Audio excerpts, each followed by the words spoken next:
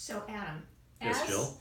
as a therapist, if I was coming to you Yeah. and I had a client that was considering divorce or going through a divorce, what would be your best piece of information?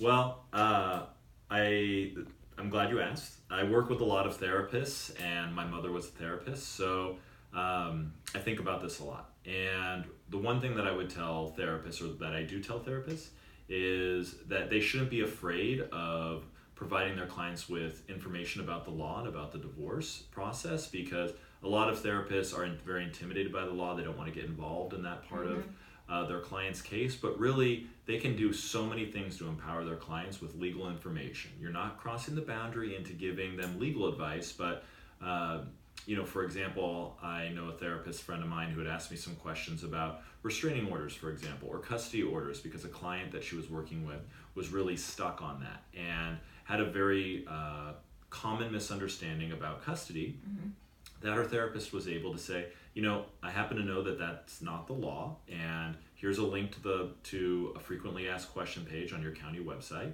Go check it out. She was able to look at that. She was able to move forward with her in the session, so she wasn't hung up on the legal issues, and the therapist felt great about it because she was able to provide value to her client and become more informed about the legal process, so she could speak intelligently about it with her client. So it was great. Therapists should not be afraid of the legal side at all. I think that that's really good advice, Adam, because as a therapist, people come to me all the time when they're considering divorce and say stuff like, he said he's going to take the house, he said he's going to take the kids, he said he's not going to give me a penny. Yeah. So I think it's really important that therapists, without giving legal advice, can direct their clients somewhere, right? Yeah, absolutely.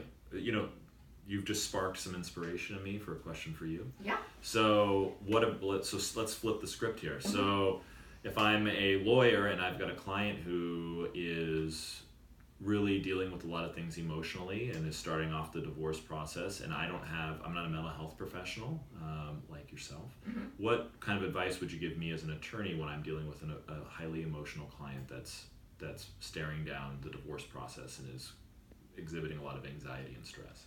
I'm glad you asked.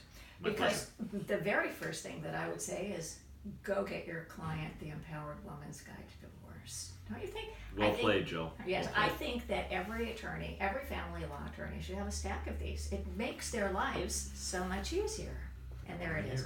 So I think that when you're a family law attorney, you're dealing with a client who has so much emotion and is so scattered and so frightened that it makes your job really difficult. Absolutely. That's our job as therapists. And so I think pointing them towards resources and trying to contain that emotion, that's kind of a therapeutic kind of term. Okay. It's like containing the emotion. Containing the emotion. Right. Is giving them a resource such as the book or websites to go to, and then suggesting therapy. I think that anybody going through a divorce should really be getting therapy. Absolutely. It's a lot to deal with. And just talking to your friends who may give you poor advice, just talking to your parents, just, Googling crazy things, it's dangerous to do. So I think that pointing them towards a direction of resources that can actually help them will make an attorney's job a lot easier. Awesome.